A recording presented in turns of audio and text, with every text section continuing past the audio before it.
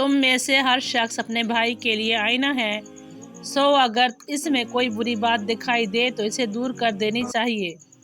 مسلمانوں کی باہمی محبت و شفقت کی مثال ایک جسم کی سی ہے۔ جب جسم کا کوئی حصہ تکلیف میں ہوتا ہے تو سارا جسم بخار و بے خوابی میں مبتلا ہو جاتا ہے۔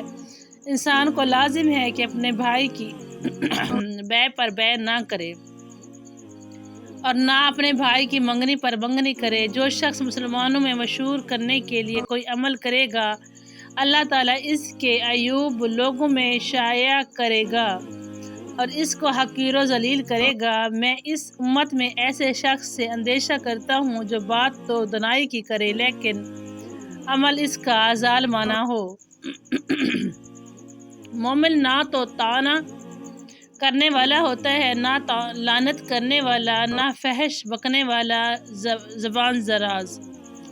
دینی امور کے اظہار میں کسی ملامت کرنے والے کی ملامت سے نہ رہو۔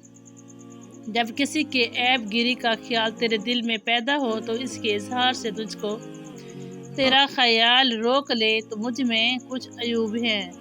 خدا کے بندوں میں بہترین بندہ وہ ہے جب ان کو دیکھا جائے تو خدا یاد آ جائے۔ خدا کے بندوں میں بدترین بندے وہ ہیں ادھر ادھر کی پنڈلیاں لگاتے ہیں اور گالی گلوچ کرتے ہیں۔ جو شخص تلاش علم میں نکلا اور وہ اپنی واپسی تک گویا اللہ تعالیٰ کی راہ میں چلتا رہا، غریبوں کے ساتھ دوستی رکھ اور امیروں کی مجلس سے دور بھاگ۔ ایک عالم شخص شیطان پر ہزار عابد سے سخت تر ہے۔ عالم کو عابد پر ایسے فضیلت ہے جیسے چودھویں کی رات کو چاند کے تمام ستاروں پر فضیلت ہے۔ الہی تیرا کرم وسیع، تیری عنایت شامل، تیرا فیض عام، تیرا ہاتھ کشادہ، تیرا ملک بے زوال، تیرے خزانے بے حساب، تیری نعمتیں سرمندی۔ تجھ سے کیا کیا مانگیے اور کہاں تک مانگیے، تجھ سے دولت کونین پہ راضی ہونا ایسے ہے جیسے بحر کلزم سے پیاسا پھرنا۔ دنیائے علم و دانش کے مشہور معروف افراد کی ذہانت اور افکار کا عمدہ نچوڑ، عمر بھر کے تجربات کا حاصل، روحانی اسرار، رموز، دلچسپ حیات افرین اقوال، ستر آگاہی صفحہ نادر و نکات سے معمور، انتہائی مفید اور دلچسپ۔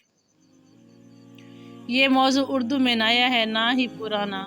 میرے خیال میں اس پر کام نہیں ہوا، باوجود اس کے ہوا ہے۔ شعور کی ترتیب و تدوین کا مقصد مسابقت ہے نہ تقابل۔ مسابقت و تقابل شاید ممکن بھی نہ ہے۔ یہ میرے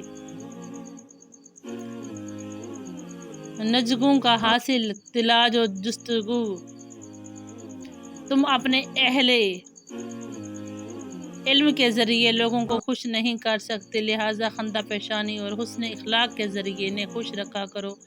قسم ہے اس ذات کی جس کے قبضے میں میری جان ہے، بندہ اللہ کو پکارتا ہے تو اللہ تعالیٰ اس پر ناراض ہونے کی وجہ سے منہ موڑ لیتا ہے، پھر پکارتا ہے، پھر اللہ منہ موڑ لیتا ہے لیکن پھر پکارتا ہے تو اللہ تعالیٰ اپنے فرشتوں کو کہتا ہے کہ میرے بندے نے میرے سوا کسی اور کو پکارنے سے انکار کر دیا، لہٰذا اس کی دعا قبول کی جائے۔ اپنی کمائی پاک رکھو، تمہاری دعا قبول ہوگی۔ بہتر ہے وہ شخص جو دیر میں خفا ہوا۔ انسان خدا کا اور خدا اس کا راز ہے۔ سچی اور میٹھی بات بھی ایک صدقہ ہے۔ جو قاضی بنایا گیا اس کی حالت یوں ہوئی کہ جیسے بغیر چھری کے ذبح کیا گیا۔ دنیا بیماریوں کی جگہ ہے اور لوگ اس میں بیماریاں کی طرح ہیں۔ جب تو کسی عالم کو دیکھے کہ وہ اپنے دینی امور میں آسانیاں پیدا کرنے میں مشغول ہے تو جان لے کہ اس سے کچھ بھی نہیں ہو سکے گا۔ جب اللہ تعالیٰ کسی بندے سے بھلائی کرنا چاہتا ہے تو اپنے نفس کے عیوب دکھا دیتا ہے۔ تم میں سے کوئی شخص بھی صرف اپنے عمل سے نجات نہ پائے گا۔ خواہش نفس اور شہوت ابن آدم کی سرشت میں رکھی گئی ہے۔ وہ شخص جس کے دل میں برائی ہے بھلائی نہ پائے گا، جس کی زبان میں نکتہ چینی ہے آفت میں گرے گا۔ وہ مسکین پر ہنستا ہے گویا اس کے بنانے والے کی حقارت کرتا ہے۔ جاہل اپنے دل میں جو کچھ ہے ظاہر کرتا ہے، مگر دانش اسے آخر موقع تک چھپائے رکھتا ہے۔ ہر شخص سچا دوست تلاش کرتا ہے، لیکن خود سچا بننے کی زحمت گوارا نہیں کرتا۔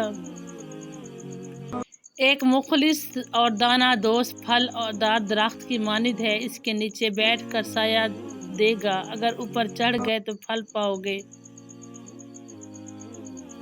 کلام کی کثرت میں کچھ نہ کچھ گناہ ہوگا، مگر وہ اپنے لبوں کو روکے رہتا ہے۔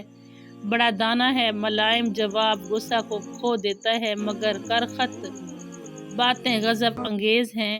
وہ چیز جس کے لیے عبادت بھی کام نہیں دیتی، اس کا نام اکبر ہے۔ صاحب فہم پر ایک جھڑکی احمق پر 100 کوڑوں سے زیادہ اثر کرتی ہے۔ دانا اپنی دانائی کو چھپاتا ہے، لیکن احمق اپنی حماقت کی منادی کرتا ہے۔